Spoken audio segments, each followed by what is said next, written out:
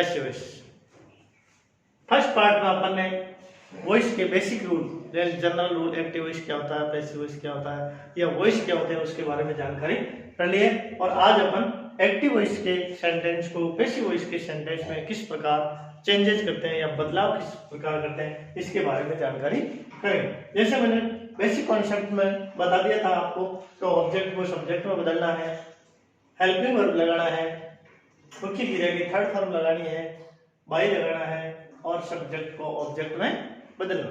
ये है basic rule. अब एक्टिव वॉइस को पैसिव वॉइस में बदलने के लिए मुख्य रूप से जो परिवर्तन होते हैं वो वर्ब में परिवर्तन होते हैं, और स्टूडेंट्स ज्यादातर वर्ब परिवर्तन में ही गलती करते हैं। तो वर्ब परिवर्तन का एक सीधा सा रूल है कि प्रेजेंट टेंस के कोई भी वाक्य में, प्रेजेंट सिंपल टेंस के कोई वाक्य जैसे फर्स्ट फॉर्म है या फर्स्ट फॉर्म के साथ एस या ईएस है या डू या डज है, तो उनको अपन पैसिव वॉइस में is, are, am plus for be third form. Third form का मतलब होता है पास्ट पार्टिसिपल फॉर्म, जैसे गो, वेंट, गॉन, तो अपन को गॉन लिखना है, प्ले, प्लेड, प्लेड, तो अपन को पैसिव वॉइस में प्लेड का प्रयोग करना है। तो अगर सब्जेक्ट सिंगुलर है तो इज का प्रयोग करना है, सब्जेक्ट प्लूरल है तो आर का प्रयोग करना है, और सब्जेक्ट आई है तो अपन को एम का प्रयोग।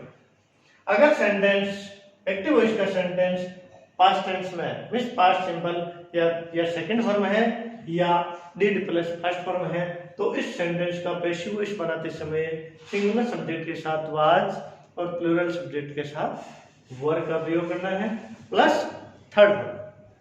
अगर सेंटेंस कंटिन्यूअस टेंस में चाहे प्रेजेंट कंटिन्यूअस है या पास्ट कंटिन्यूअस है, तो अपन को बीइंग प्लस थर्ड फॉर्म का प्रयोग करना है। किसका प्रयोग करना है?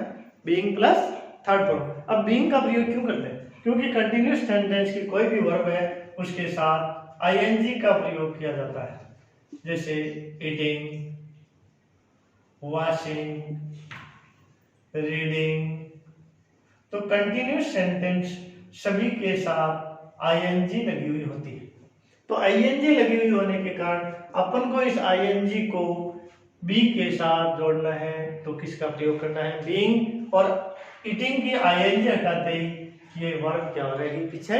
ईट। तो अपन को ईट की थर्ड फॉर्म लिखनी है यहाँ ईटन। तो आईएनजी चाहे प्रेजेंट कंटिन्यूअस है चाहे पास्ट कंटिन्यूअस है, अपन को बीइंग लगाकर थर्ड फॉर्म करना।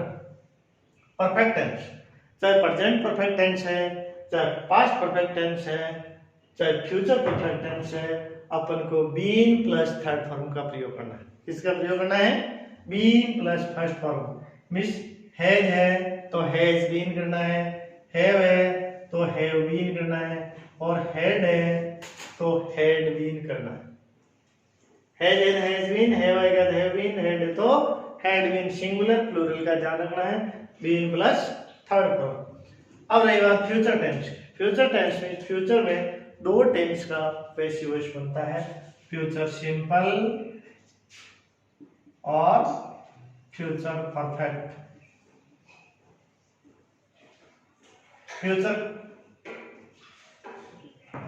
फ्यूचर कंटिन्यूअस और फ्यूचर परफेक्ट कंटिन्यूअस की हेल्पिंग पैसिव वॉइस नहीं बनती। मैंने आपको पहले भी बताया था कि एक्टिव टू पैसिव वॉइस केवल 8 टेंस की बनती है और 4 टेंस की एक्टिव टू पैसिव वॉइस नहीं बनती है। प्रेजेंट परफेक्ट कंटिन्यूअस टेंस को पैसिव वॉइस में नहीं बदल सकते, पास्ट परफेक्ट कंटिन्यूअस टेंस को पैसिव वॉइस में नहीं बदल सकते हैं, फ्यूचर कंटिन्यूअस को पैसिव वॉइस में नहीं बदल सकते हैं, फ्यूचर परफेक्ट कंटिन्यूअस को पैसिव वॉइस में नहीं बदल। अगर विशेष परिस्थिति में अपन को बदलना है तो आपको सीधा सा बीइंग प्लस थर्ड फॉर्म करना है। क्या करना है? बीइंग प्लस थर्ड फॉर्म करना है। और अगर सेंटेंस के अंदर मॉडल में can, could, shall, should, will, would, आपको जो बताया था, can, may, will, would, should, shall, might और ought to, अगर ये मॉडल्स किसी एक्टिव वॉइस के सेंटेंस में है तो अपन को इनके साथ केवल बी प्लस थर्ड फॉर्म करना है। क्या करना है? Be plus third. अब सिंपल सेंटेंस में क्या होता है? ऑब्जेक्ट दो प्रकार के होते हैं, डायरेक्ट ऑब्जेक्ट और इनडायरेक्ट ऑब्जेक्ट। तो डबल ऑब्जेक्ट अगर किसी सेंटेंस में है तो अपन को डबल ऑब्जेक्ट में से किसी भी ऑब्जेक्ट को सब्जेक्ट बनाकर पेशिव वॉइस में बदल सकते हैं। जैसे डायरेक्ट, अब अपन को पहचान करनी कि डायरेक्ट ऑब्जेक्ट कौन सा होता है, इनडायरेक्ट ऑब्जेक्ट कौन सा होता है। जैसे डायरेक्ट ऑब्जेक्ट होते हैं वस्तु सूचक शब्द जो किसी वस्तु को इंडिकेट करते हैं, जैसे book, table, letter, pen, chair, extra. अगर इस प्रकार की कोई वस्तु सूचक शब्द है तो अपन उसको डायरेक्ट ऑब्जेक्ट। रही बात इनडायरेक्ट ऑब्जेक्ट, इनडायरेक्ट ऑब्जेक्ट में सभी व्यक्ति सूचक शब्द आते हैं। व्यक्ति सूचक का मतलब किसी का नाम हो सकता है, या, me, us, them, you, him, her, it, extra. इस प्रकार की कोई जो व्यक्ति सूचक शब्द को इंडिकेट करता है वो इनडायरेक्ट ऑब्जेक्ट होते हैं, और वस्तु सूचक शब्द को इंडिकेट करने वाले डायरेक्ट ऑब्जेक्ट होते हैं। अब अपन एक सेंटेंस का उदाहरण लेकर देखते हैं, he is playing cricket. He is playing cricket, तो आपको सबसे पहले इनको पहचानना है, सब्जेक्ट कौन सा है, हेल्पिंग वर्ब कौन सी है, मेन वर्ब कौन सा है, ऑब्जेक्ट कौन सा है। सबसे पहले इस चीज को समझना जरूरी। तो यह है सब्जेक्ट, इज है हेल्पिंग वर्ब, प्लेइंग है मेन वर्ब, और क्रिकेट है ऑब्जेक्ट। तो सबसे पहले आप इस चीज को पहचानिए। अब सीधा सा नियम है को ऑब्जेक्ट को सब्जेक्ट बना दो, ऑब्जेक्ट को सब्जेक्ट। और ऑब्जेक्ट की पहचान आप जानते हो, ऑब्जेक्ट मेन वर्ब के तुरंत बाद होता है।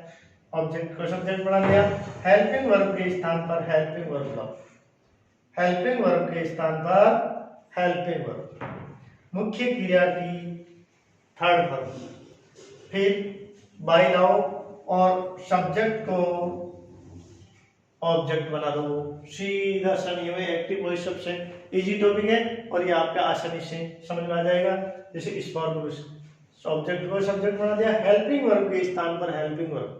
अगर वाक्य के शुरू में हेल्पिंग वर्ब है तो हेल्पिंग वर्ब के स्थान पर हेल्पिंग वर्ब बनाना नहीं, और मेन वर्ब की थर्ड वर्ब, मेन वर्ब की थर्ड वर्ब। यानी सेंटेंस में चाहे फर्स्ट फॉर्म है, चाहे सेकंड फॉर्म है, चाहे थर्ड फॉर्म है, किसी भी फॉर्म में, अगर आईएनजी फॉर्म में या एसएस में, तो अपन को पैसिव वॉइस में थर्ड फॉर्म का प्रयोग करना है, बाई लगाना है, और फिर सब्जेक्ट को ऑब्जेक्ट में।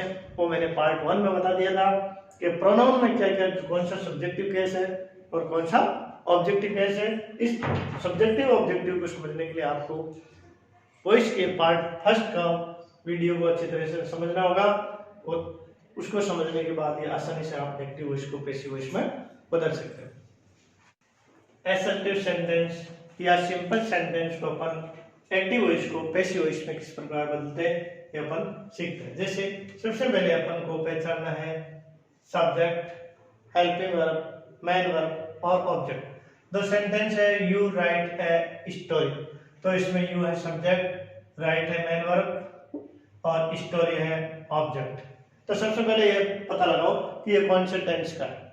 तो ये सेंटेंस है प्रेजेंट टेंस का, तो प्रेजेंट टेंस में ऑब्जेक्ट को सब्जेक्ट, तो a story, story present tense का होने पर अपन को इज आने प्लस थर्ड फॉर्म करना है, तो स्टोरी सिंगुलर है, स्टोरी इज। अब मेन वर्ब की थर्ड फॉर्म, रिटन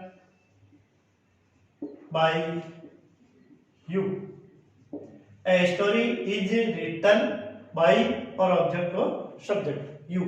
अब अगला वाक्य है the teacher taught her English. अब ये है डबल ऑब्जेक्ट का वाक्य। कौन सा वाक्य है? Double object. तब अपन को सबसे पहले पहचानना है कि डायरेक्ट ऑब्जेक्ट कौन सा है और इनडायरेक्ट ऑब्जेक्ट कौन सा है। तो इसमें इंग्लिश है डायरेक्ट ऑब्जेक्ट और हर है इनडायरेक्ट ऑब्जेक्ट। जैसे the teacher taught her English, तो अपन को डायरेक्ट ऑब्जेक्ट को भी लेकर भी पैसिव वॉइस बना सकते हैं और इनडायरेक्ट ऑब्जेक्ट को लेकर भी पैसिव बना सकते हैं। तो टॉट सेकंड फॉर्म है, तो वाक्य है पास्ट सिंपल का, तो हर को अपन करेंगे शी वाज। पास्ट टेंस में वाज या वर प्लस थर्ड फॉर्म, तो शी वाज टीच, टॉट की थर्ड फॉर्म टॉट। अब डायरेक्ट ऑब्जेक्ट, अगर इनडायरेक्ट ऑब्जेक्ट को सब्जेक्ट बनाते हो तो या डायरेक्ट ऑब्जेक्ट लिखो, और अगर डायरेक्ट ऑब्जेक्ट को सब्जेक्ट बनाते हो तो या इनडायरेक्ट ऑब्जेक्ट लिखो। Taught English by the teacher. अब अपन इनडायरेक्ट ऑब्जेक्ट को सब्जेक्ट बनाकर पैसिव वॉइस बना लिया। अब अपन डायरेक्ट ऑब्जेक्ट को सब्जेक्ट बनाकर पैसिव वॉइस बना सकते हैं। जैसे इंग्लिश वाज टॉट, यहां आ जाएगा हर, यहां डायरेक्ट इनडायरेक्ट ऑब्जेक्ट है तो यह डायरेक्ट ऑब्जेक्ट आएगा, यह डायरेक्ट ऑब्जेक्ट है तो यह इनडायरेक्ट ऑब्जेक्ट आएगा और कोई चेंजेस नहीं होगा। दोनों में से आप किसी भी ऑप्शन को लेकर पैसिव वॉइस बना सकते हैं। अगला वाक्य है someone has knocked the door. Someone has knocked the door, तो यह है परफेक्ट टेंस का वाक्य, प्रेजेंट परफेक्ट का। तो इसमें यह सब्जेक्ट है, यह हेल्पिंग वर्ब है, यह मेन वर्ब और यह ऑब्जेक्ट। तो ऑब्जेक्ट को सब्जेक्ट द डोर, अगर ऑब्जेक्ट सिंगुलर है तो हैज बीन आएगा, ऑब्जेक्ट प्लूरल है तो हैव बीन आएगा। तो the door has been, third form knocked, full stop. क्यों? क्योंकि ये समवन अनइम्पोर्टेंट सब्जेक्ट है, अनइम्पोर्टेंट सब्जेक्ट होने के कारण इनको अपन बाई प्लस थर्ड फॉर्म में, बाई प्लस सब्जेक्ट में नहीं लिखना। अगला वाक्य है the girls laughed at him. The girls laughed at him, तो इसमें सब्जेक्ट है द गर्ल्स लाफ्ड, ये मेन वर्ब, ये एट प्रीपोजिशन और ये ऑब्जेक्ट। यह है प्रीपोजिशन, फिक्स्ड प्रीपोजिशन की श्रेणी में आते हैं। तो अपन को इन फिक्स्ड प्रीपोजिशन आने पर इनको हटाना नहीं है, तो अपन को ऑब्जेक्ट को सब्जेक्ट बनाना है। ऑब्जेक्ट अपना हिम है तो यहाँ आएगा ही, पास्ट सिंपल है तो आएगा he was laughed eight, fix preposition उनके साथ रखना है, एट बाय द गर्ल्स। तो फिक्स प्रीपोजिशन की श्रेणी में जो भी वाक्य तो एट, इन, अंडर, अबव जो भी आते हैं तो इनको अपन को साथ रखना है, हटाना नहीं। अब ये अगला वाक्य है मॉडल का, जैसे I must help the poor, तो ये किसके वाक्य है? मॉडल का। मॉडल में अपन को क्या करना है? मॉडल को हटाने नहीं है, मॉडल के स्थान पर उसी मॉडल को लिखना है और मॉडल के तुरंत बाद बी करना, सॉरी इसमें हेल्प है। तो द ये सब्जेक्ट, ये मॉडल, ये मेन वर्ब और ये ऑब्जेक्ट।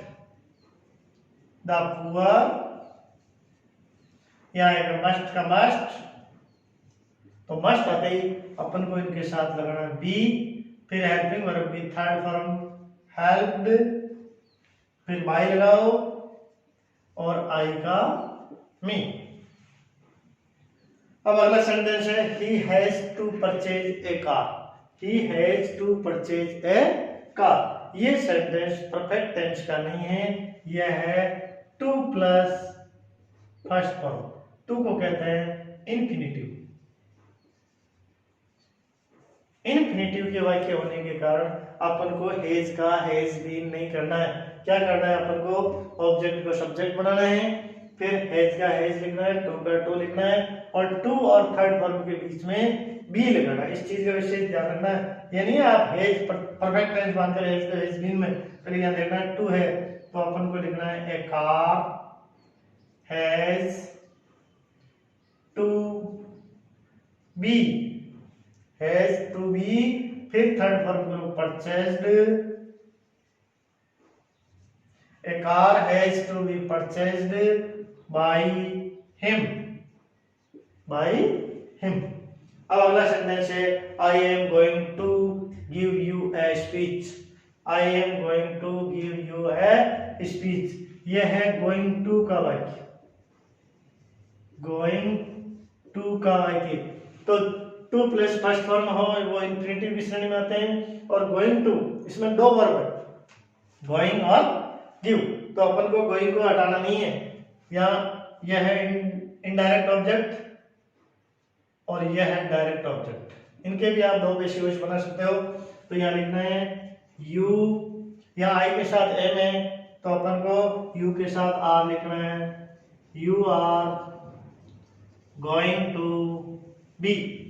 जैसे ऊपर वाले में अपने हैज टू बी किया उसी प्रकार नीचे वाले में you are going to be. Give की third form given, a speech, by I का हो जाएगा मी, वाई का हो जाएगा आई का मी। इसी प्रकार आप डायरेक्ट ऑब्जेक्ट को भी लेके बना सकते हो, ए स्पीच या ए स्पीच आते ही आर की जगह हो जाएगा is. A speech is going to be given you by me, क्या हो जाएगा, a speech is going to be given you by me. जैसे ऊपर वाले में मैंने दो डायरेक्ट ऑब्जेक्ट और इनडायरेक्ट ऑब्जेक्ट दोनों को लेकर पैसिव वॉइस बनाया। इस प्रकार ये असर्टिव सेंटेंस या सिंपल सेंटेंस के एक्टिव वॉइस को पैसिव वॉइस में बदल सकते हैं। इंटरोगेटिव सेंटेंस, प्रश्नवाचक वाक्य। प्रश्नवाचक वाक्य आपको पहले भी पता है, दो प्रकार से शुरू होते हैं। हेल्पिंग वर्ब से शुरू होना, हेल्पिंग वर्ब जैसे is, are, am, has, have, was, were, do, does, did, इस प्रकार। और दूसरा तरीका है WH वर्ड से शुरू होने वाला वाक्य, जैसे वाक्य की शुरू में what, when, which, how, where, उस प्रकार के। तो एक्टिव वॉइस को पैसिव वॉइस में बदलने के लिए बेसिक रूल वही है जो असर्टिव सेंटेंस के बेसिक रूल है।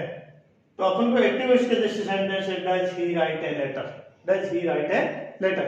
तो अपन को सबसे पहले सब्जेक्ट का पता लगाना है। तो ये सब्जेक्ट है, ये मेन वर्ब है, ये हेल्पिंग वर्ब है और ये ऑब्जेक्ट है।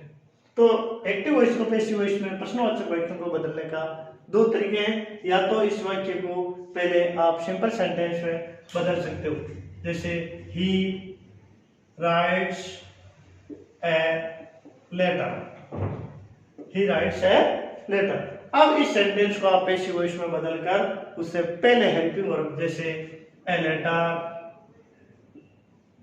इज रिटन बाय हिम, यह है असर्टिव सेंटेंस। तो अब असर्टिव सेंटेंस की हेल्पिंग वर्ब को अगर हम अपन शुरू में रख देते हैं तो ये इसका पैसिव वॉइस बन जाता है, रिटन बाय हिम। जैसे डज असर्टिव सेंटेंस में बदलकर भी आप पैसिव वॉइस बना सकते हो और फिर हेल्पिंग वर्ब को शुरू कर दो। दूसरा तरीका है हेल्पिंग वर्ब के स्थान पर हेल्पिंग वर्ब, जैसे डज सिंपल सेंटेंस है तो डज के स्थान पर इज, क्यों कि अपना ऑब्जेक्ट है वो सिंगुलर है, तो इज ए लेटर, ऑब्जेक्ट को सब्जेक्ट बना दिया, हेल्पिंग वर्ब के स्थान पर हेल्पिंग वर्ब लगा दी, मेन वर्ब की थर्ड फॉर्म, फिर बाय और फिर ऑब्जेक्ट को शब्द। दूसरा वाक्य है कि आर दे ईटिंग मैंगोज, तो इसमें यह हेल्पिंग वर्ब, यह सब्जेक्ट, यह मेन वर्ब, यह ऑब्जेक्ट, तो हेल्पिंग वर्ब के स्थान पर हेल्पिंग वर्ब।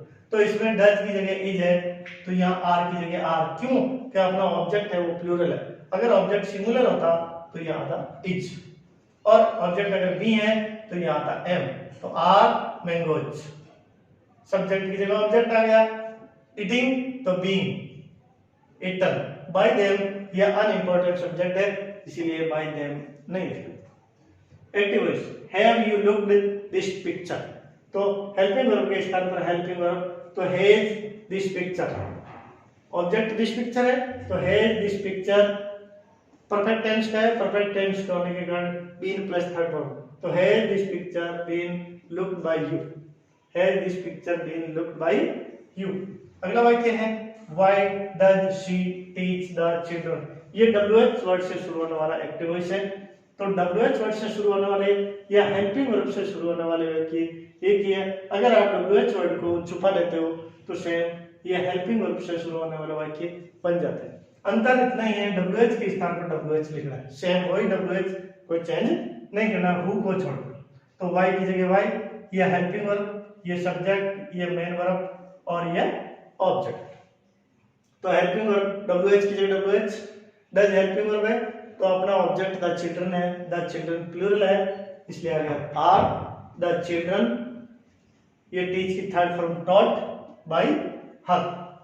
अगला वाक्य है when were you playing football, when were you playing football, तो WH के स्थान पर WH, हेल्पिंग वर्ब के स्थान पर कंटिन्यूअस है तो कंटिन्यूअस में आएगा बीइंग, तो यह वाज यू प्लूरल है तो वर है, तो यहाँ अपना फुटबॉल सिंगुलर है तो आया वाज, तो when was football being played by you. अगला वाक्य हु, अब इनके दो तरीके हैं WH हु के, या तो आप बाय हुम से बनाओ, अगर बाय हुम से नहीं बनाकर हु से बनाते हो तो इस बाई को लास्ट में लिखो, जैसे who was this book written by. और अगर आप पहले ही हु को बाय हु में बदल देते हो तो ये बाय लास्ट में आपको नहीं लगाना, दोनों ही तरीके से ये। तो हु को बाय हु से सेंटेंस जो शुरू होते हैं बाय हुम, पास्ट टेंस है तो वाज, क्योंकि अपना ऑब्जेक्ट दिस बुक सिंगुलर है, तो who by whom was this book written. अगला सेंटेंस है whom will you laugh at। तो अब इसमें देखो WH word, helping verb, subject, man verb, object नहीं है, तो बिना ऑब्जेक्ट के भी अपन पैसिव वॉइस बना सकते हैं, क्योंकि whom है तो whom को अपन करते हैं who, whom को किसमें बदलते हैं who में, और who को किसमें बदलते हैं by whom में। तो who helping verb will, future है तो फ्यूचर को be प्लस थर्ड फॉर्म करना है, will का will, be, क्यों कि will ऑब्जेक्ट नहीं है इसलिए who will be, ये third form laughed at by you। इस प्रकार अपन इंटरोगेटिव सेंटेंस के एक्टिव वॉइस को पैसिव वॉइस में बदल सकते हैं। इंपेरेटिव सेंटेंस, इंपेरेटिव सेंटेंस का अर्थ होता है आज्ञासूचक वाक्य। तो आज्ञासूचक वाक्य मैंने आपको पहले भी बताया था डायरेक्ट स्पीच, इनडायरेक्ट स्पीच में कि इंपेरेटिव सेंटेंस 4 प्रकार के होते हैं, यानी ये 4 प्रकार से शुरू होने पर अपन पहचान लेते हैं कि इंपेरेटिव सेंटेंस है। पहला प्रकार है मुख्य क्रिया की फर्स्ट फॉर्म से शुरू होते हैं, कौन से शुरू होते हैं मुख्य क्रिया की फर्स्ट फॉर्म। दूसरी पहचान है कि मेन वर्ब शुरू में डू या डू नॉट से वाक्य शुरू होने पर और अंत में फुल स्टॉप होने पर वो इंपेरेटिव सेंटेंस है। तीसरा प्रकार है लेट से शुरू होने वाले वाक्य या लेट अस से शुरू होने वाले। चौथा वाक्य प्लीज या काइंडली से शुरू होने वाले। ये 4 प्रकार से अगर वाक्य शुरू होते हैं तो उनको अपन एक्टिव वॉइस में पैसिव वॉइस बदलने के लिए सीधा सा फॉर्मूला है कि सबसे पहले लेट लिखो, लेट के बाद में ऑब्जेक्ट, ऑब्जेक्ट के बाद में बी प्लस थर्ड फॉर्म। तो आपको इंपेरेटिव सेंटेंस का पैसिव वॉइस बदलने के लिए केवल इन 2 फॉर्मूलों को फॉलो करना है, जिसमें 3 प्रकार के वाक्य शुरू होने पर let plus object plus be plus third form. और यदि वाक्य प्लीज या काइंडली से शुरू होते हैं तो प्लीज या काइंडली से शुरू होने वाले वाक्यों के लिए यू आर रिक्वेस्टेड टू, क्या लिखना है you are requested to, please या काइंडली को हटाना है, बाकी का वाक्य हुबहू ज्यों का त्यों लिखना है। जैसे अपन वाक्य देखते हैं, पहला वाक्य कि active voice open the door, ये वाक्य फर्स्ट फॉर्म से शुरू हुआ है तो फर्स्ट फॉर्म से शुरू होने के कारण फुल स्टॉप है तो इंपेरेटिव सेंटेंस है। इंपेरेटिव सेंटेंस में ये मेन वर्ब है और ये ऑब्जेक्ट। तो अपन को सबसे पहले लेट लिखना है, लेट के बाद में ऑब्जेक्ट, लेट द डोर, फिर बी और मुख्य क्रिया की थर्ड फॉर्म। तो let plus object plus be plus third form. दूसरा सेंटेंस है don't insult the poor, don't insult the poor. तो ये डोंट, ये मेन वर्ब और ये ऑब्जेक्ट। तो लेट, सबसे पहले लेट लिखना है, लेट के बाद में ऑब्जेक्ट द पुअर, डोंट होने के कारण नॉट बी, डोंट लिखा होने के कारण नॉट बी, और केवल डू है तो नॉट नहीं लगना, बी इंसल्टेड।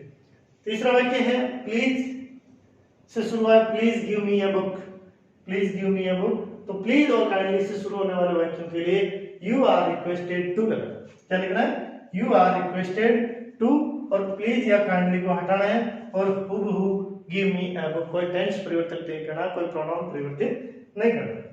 अगला सेंटेंस है let her Singh a song. ये वाक्य ऑलरेडी लेट से शुरू हुआ है तो भी अपन को लेट के स्थान पर लेट लिखना है। लेट ये सब्जेक्ट, ये मेन वर्ब और ये ऑब्जेक्ट। तो let a song, let a song be sung by her. तो वाक्य लेट से शुरू है तो भी लेट लिखना है, वाक्य फर्स्ट फॉर्म से शुरू है तो भी लेट लिखना है, वाक्य डू या डू नॉट से शुरू है तो भी लेट लिखना है। और यदि वाक्य लेट अस से शुरू है, let us discuss the matter, तो भी अपन को लेट के स्थान पर लेट लिखना है। Let the matter be discussed, क्या लिखना है let the matter be discussed. या अस अनइम्पोर्टेंट सब्जेक्ट है, इसको बाय अस नहीं लिखा गया। दूसरी बात, अगर लेट अस से वाक्य शुरू है और अगर ऑब्जेक्ट नहीं है, अगर कोई वाक्य लेट अस से शुरू है और अंत में ऑब्जेक्ट नहीं है तो आप उनको इस प्रकार शुरू कर सकते हो, लेट अस सिंग। मान लो ये वाक्य, तो इस वाक्य में लेट अस लिखा हुआ है, सिंग लिखा हुआ है और आगे ऑब्जेक्ट नहीं है, तो अपन को इन वाक्यों को इस प्रकार लिखना है इट इज सजेस्टेड दैट, क्या लिखना है, it is suggested that we should sing. एक थोड़ा सा परिवर्तन है कि यदि ऑब्जेक्ट नहीं है तो, इसमें ऑब्जेक्ट नहीं है, लेट अस सिंग इतना ही है, तो it is suggested that we should sing. Let us work, it is suggested that we should work. इस प्रकार आपको पैसिव वॉइस के वाक्य बनाना है और ज्यादा से ज्यादा अभ्यास